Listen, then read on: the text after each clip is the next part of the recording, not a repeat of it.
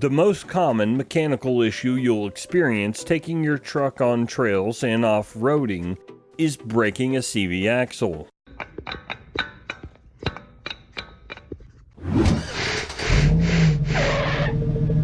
The first thing you want to do when replacing a CV axle is to get the Tacoma in the air.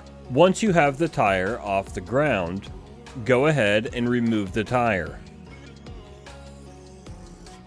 Next, take some nuts off so you can remove the caliper and rotor.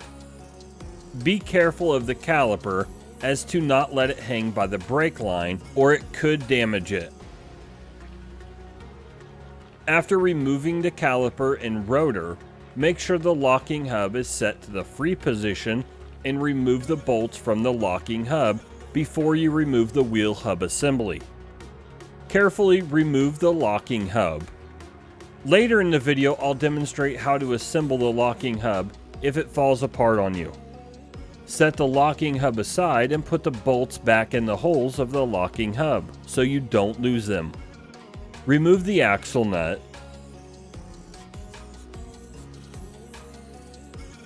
Now remove the nuts from the wheel hub assembly.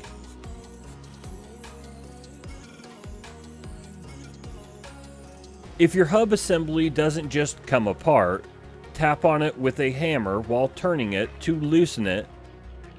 After removing the wheel hub assembly, remove the ball joint from the bottom of the wheel assembly.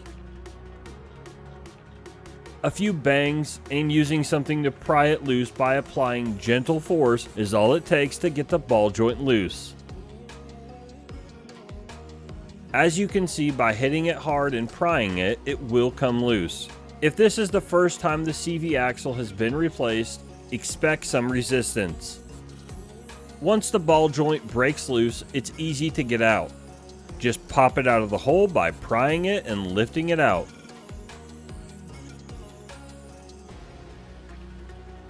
Every guide I read and watched said you needed to dump your differential oil, but I never did and replaced the axles just fine.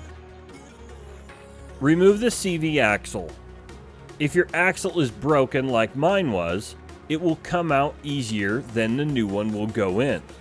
I ordered an off-road premium CV axle with a lifetime warranty from Amazon that was affordable. I'll link it in the description. If you want a durable off-road CV axle that will hold up in the mountains and trails, check it out. This thing is a tank compared to the stock CV axle. When trying to put the new CV axle in, there wasn't enough room.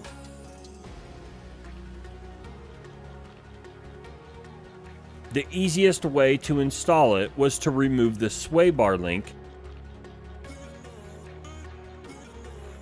which allowed enough room to fit in its place.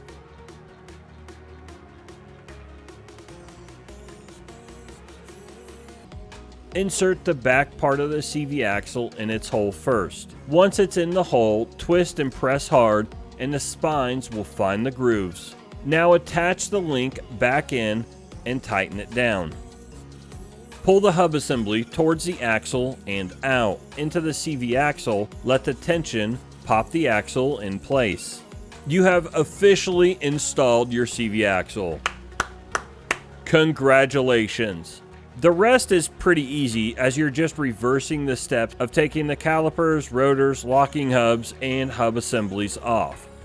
Attach all these back, and when you are putting the locking hubs back in, don't just assume that it's in and start twisting, as you can detach all the individual parts that make up that locking hub. If this happens to you, attach the ring to the spring and guide the gears on the spring using the channel inside the gears.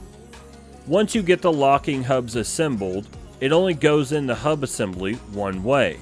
The way it slides in and the bolt pattern matches up.